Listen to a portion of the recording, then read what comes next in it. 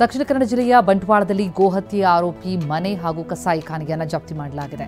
ಮಾರಿಪಳ್ಳ ಗ್ರಾಮದಲ್ಲಿರುವ ಹಸನಬ್ಬನ ಮನೆ ಅಕ್ರಮವಾಗಿ ನಡೆಸ್ತಾ ಇದ್ದ ಆತನ ಕಸಾಯಿಖಾನೆಯನ್ನು ಎಸ್ಪಿ ಡಾಕ್ಟರ್ ಅರುಣ್ ನೇತೃತ್ವದಲ್ಲಿ ಜಪ್ತಿ ಮಾಡಲಾಯಿತು. ಬೆಳಗಾವಿಯಲ್ಲಿ ಉರುಸ್ ಮೆರವಣಿಗೆ ವೇಳೆ ಕಲ್ಲು ತೂರಾಟ ಆಗಿದೆ. ಮಾಬೂಸುನಾರಿ ದರ್ಗಾದ ಉರುಸ್ ವೇಳೆ ಲವ್ ಯು ಮೊಹಮ್ಮದ್ ಘೋಷಣೆ ಕೂಗಲಾಗಿದೆ. ಪ್ರಶ್ನಿಸಿದವರ ಮೇಲೆ ಅನ್ಯ ಕೋಮಿನವರು ಕಲ್ಲು ತೂರಾಟ ನಡೆಸಿದ್ದಾರೆ. ತಲವಾರ್ ಕೂಡ ಪ್ರದರ್ಶನ ಮಾಡಿ ಗುಂಡಾವರ್ತನೆ ತೋರಲಾಗಿದೆ. ಬೆಳಗಾವಿ ನಗರದ ಖಡಕ್ಗಲ್ಲಿಯಲ್ಲಿ ಕಲ್ಲು ತೂರಾಟದ ಹಿನ್ನೆಲೆ ಸ್ಥಳದಲ್ಲಿ ಬಿಗಿ ಭದ್ರತೆ ಕೈಗೊಳ್ಳಲಾಗಿದೆ. ಯಾವುದೇ ಗಲಾಟೆ ನಡೆಯದಂತೆ ಕೆಎಸ್ಆರ್ಪಿ ತುಕಡಿ ನಿಯೋಜನೆಯಾಗಿದ್ದು ಆರೋಪಿಗಳನ್ನು ಶೀಘ್ರದಲ್ಲೇ ಬಂಧಿಸುತ್ತೇವೆ ಅಂತ ಪೊಲೀಸರು ತಿಳಿಸಿದ್ದಾರೆ.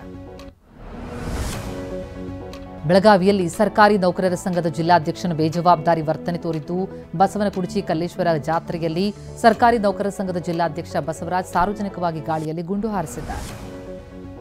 ಅಕ್ರಮ ಶಸ್ತ್ರಾಸ್ತ್ರ ಹೊಂದಿದ್ದ ಆರೋಪ ಎದುರಿಸ್ತಾ ಇರುವ ಮಹೇಶ್ ಶೆಟ್ಟಿ ತಿಮ್ಮಾರೋಡಿ ಜಾಮೀನು ಭವಿಷ್ಯ ಇವತ್ತು ನಿರ್ಧಾರ ಆಗುತ್ತೆ. ದಕ್ಷಿಣ ಕನ್ನಡ ಜಿಲ್ಲಾ ಸೆಷನ್ಸ್ ಕೋರ್ಟ್ನಲ್ಲಿ ಅರ್ಜಿ ವಿಚಾರಣೆ ನಡೆಯಲಿದೆ. ನೋಟಿಸ್ಗೂ ಪ್ರತಿಕ್ರಿಯೆ ನೀಡಿದ ತಿಮ್ಮಾರೋಡಿ ಕಳೆದ 15 ದಿನಗಳಿಂದ ತಲೆಮರೆಸಿಕೊಂಡಿದ್ದಾರೆ. ಕೋಲಾರ ಜಿಲ್ಲೆಯಲ್ಲಿ ಬೆಳ್ಳಂಬೆಳಗ್ಗೆ ವರುಣ ಆರ್ಭಟಿಸ್ತಾ ಇದ್ದಾನೆ. ಜಿಟಿಜಿಟಿ ಮಳೆಯಿಂದ ಜನಜೀವನ ಅಸ್ತವ್ಯಸ್ತವಾಗಿದೆ.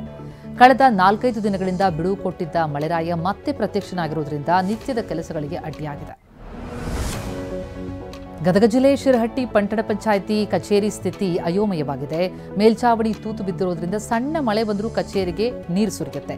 ದಾಖಲೆ ಕಂಪ್ಯೂಟರ್ ರಕ್ಷಣೆಗೆ ಅಧಿಕಾರಿಗಳು ಸಿಬ್ಬಂದಿ ಹರಸಾಹಸ ಪಡಬೇಕಾಗ್ತಿದೆ. ಕೊಪ್ಪಳದಲ್ಲಿ ಅಜ್ಜಿ ಕೂಡಿಟ್ಟಿದ್ದ ಗೃಹಲಕ್ಷ್ಮಿ ಹಣವನ್ನು ಮೊಮ್ಮಗಳ ವಿದ್ಯಾಭ್ಯಾಸಕ್ಕೆ ಕೊಡಲಾಗಿದೆ. ಗಂಗಾವತಿ ತಾಲೂಕಿನ ಶ್ರೀರಾಮನಗರದ ನಿವಾಸಿ ಶಂಕರಮ್ಮ ಎಂಬುವರು ಮೊಮ್ಮಗಳು ರೇಖಾಗಾಗಿ 23 ಕಂತಿನ ಗೃಹಲಕ್ಷ್ಮಿ ಹಣವನ್ನು ಬ್ಯಾಂಕ್ ಖಾತೆಗೆ ಜಮೆ ಮಾಡಿದ್ದಾರೆ. ತಂದೆ ತಾಯಿ ಇಲ್ಲದ 9ನೇ ತರಗತಿ ಓದ್ತಾ ಇರುವ ಮೊಮ್ಮಗಳ ನೆರವಿಗೆ ಶಂಕರಮ್ಮ ಮುಂದಾಗಿದ್ದಾರೆ. ಕೊಪ್ಪಳ ಜಿಲ್ಲೆಗೆ ಕುಷ್ಟಗಿಯಲ್ಲಿ ಗೋಧಿ ಮೂಟೆ ಪತ್ತೆಯಾಗಿದೆ. ಕುರುಬನಾಳ ಗ್ರಾಮದ ಹಳ್ಳದಲ್ಲಿ ಮಹಿಳೆಯರು ಅಂಗನವಾಡಿ ಮಕ್ಕಳಿಗೆ ಸೇರಬೇಕಾದಂತಹ ಗೋಧಿ ಮೂಟೆ ಇದು ಅಂತ ಶಂಕಿಸಲಾಗಿದೆ. ಮೂಟೆ ಮೇಲೆ ಕುಷ್ಟಗಿ ಎಂಎಸ್ಪಿಟಿಸಿ ಅಂತ ನಮೂದಾಗಿದೆ.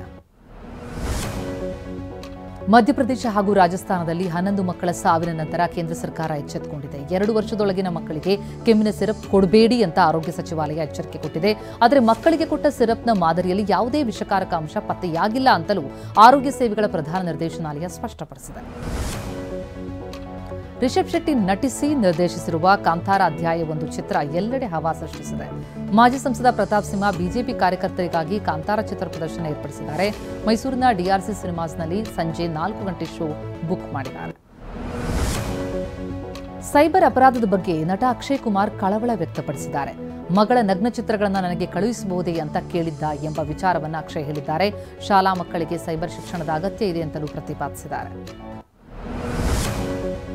ಅಮೆರಿಕ ಅಧ್ಯಕ್ಷ ಡೊನಾಲ್ಡ್ ಟ್ರಂಪ್ ಅವರ ಗಾಜಾ ಶಾಂತಿ ಯೋಜನೆಗೆ ಹಮಾಸಿಗರು ಸಮ್ಮತಿ ಸೂಚಿಸಿದ್ದಾರೆ. ಶೀಘ್ರವೇ ಇಸ್ರೇಲ್ನ ಒತ್ತೆಯಾಳುಗಳನ್ನು ಬಿಡುಗಡೆ ಮಾಡಲಾಗುವುದು ಅಂತ ಹಮಾಸ್ ತಿಳಿಸಿದೆ. ಶಾಂತಿ ಯೋಜನೆ ಸ್ವೀಕರಿಸಲು ಹಮಾಸ್ಗೆ ಟ್ರಂಪ್ ಭಾನುವಾರದವರೆಗೂ ಗಡುವು ಕೊಟ್ಟಿದ್ದರು.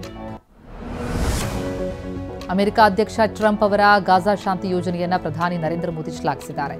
ಟ್ರಂಪ್ ನಾಯಕತ್ವದಲ್ಲಿ ಶಾಂತಿ ಪ್ರಯತ್ನಗಳು ನಿರ್ಣಾಯಕ ಪ್ರಗತಿ ಸಾಧಿಸ್ತಾ ಇದೆ. ಒತ್ತೆಯಾಳುಗಳು ಬಿಡುಗಡೆಯ ಸೂಚನೆಗಳು ಮಹತ್ವದ ವೆಚ್ಚಗಳನ್ನು ಸೂಚಿಸ್ತಾ ಇದೆ ಅಂತ ಮೋದಿ ಟ್ವೀಟ್ ಮಾಡಿದ್ದಾರೆ. ಬೆಂಗಳೂರಿನ ಅರಮನೆ ಮೈದಾನದ ತ್ರಿಪುರವಾಸಿನಿಯಲ್ಲಿ 11ನೇ ಆವೃತ್ತಿಯ TV9 ಎಕ್ಸ್ಪೋ ನಡೀತಾ ಇದ್ದು ಲೈಫ್ ಸ್ಟೈಲ್, ಆಟೋಮೊಬೈಲ್, ಫರ್ನಿಚರ್ ಎಕ್ಸ್ಪೋನಲ್ಲಿ 100 ಮಳಿಗೆ ಇದೆ. ಥಾಯ್ಲೆಂಡ್ ಇಂಟರ್ನ್ಯಾಷನಲ್ ಶಾಪಿಂಗ್ ಫೆಸ್ಟಿವಲ್ ಕೂಡ ನಡೀತಾ ಇದೆ. ಇವತ್ತು ಮತ್ತು ನಾಳೆ ಎಕ್ಸ್ಪೋ ಇದ್ದು ಎಲ್ಲರಿಗೂ ಉಚಿತ ಪ್ರವೇಶ ಇದೆ.